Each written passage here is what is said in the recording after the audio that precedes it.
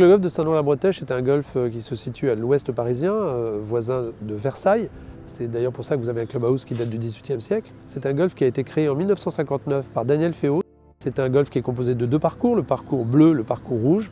C'est deux parcours de même niveau, c'est-à-dire des parcours de championnat. D'ailleurs, en 1963, il a reçu la Canada Cup, le parcours bleu, alors que Saint-Lô recevait le trophée Lancôme. Et puis après, il y a eu un mix des deux parcours qui a fait le parcours composite. Mais les deux parcours, pour nous, sont de même entretien, de même niveau.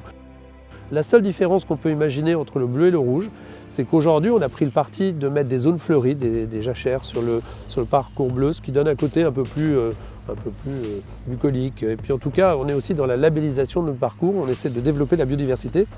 Et je dois dire que ces zones naturelles ont favorisé à la fois les insectes, les lièvres. Donc on a vraiment réussi ça. Il y a des gens qui recherchent cette démarche, alors que le parcours rouge, lui, est beaucoup plus manucuré au niveau sportif. Donc voilà comment on arrive à trouver un complément entre les deux parcours pour donner satisfaction à nos membres. Les terres étaient à l'origine une ferme, donc vous retrouvez sur toute une partie très arbre fruitier, c'est ce qui fait notre spécificité. Puis d'ailleurs, on a un programme depuis 2 ans qui fait qu'on replante des arbres régulièrement, tout en restant encore une fois dans l'environnement existant.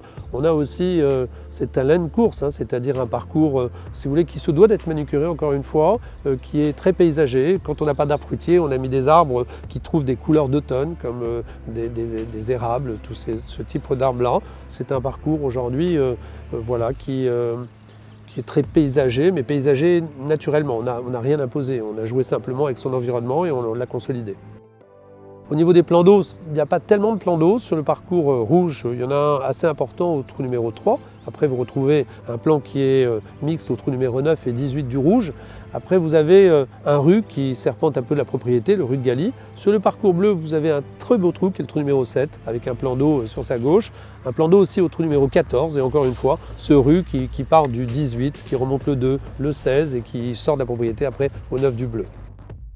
C'est un parcours qui permet aux très bons joueurs d'attaquer et qui récompense encore une fois les bons et qui sait pénaliser ceux qui s'écartent. Et je crois que ça, c'est la spécificité d'un bon parcours.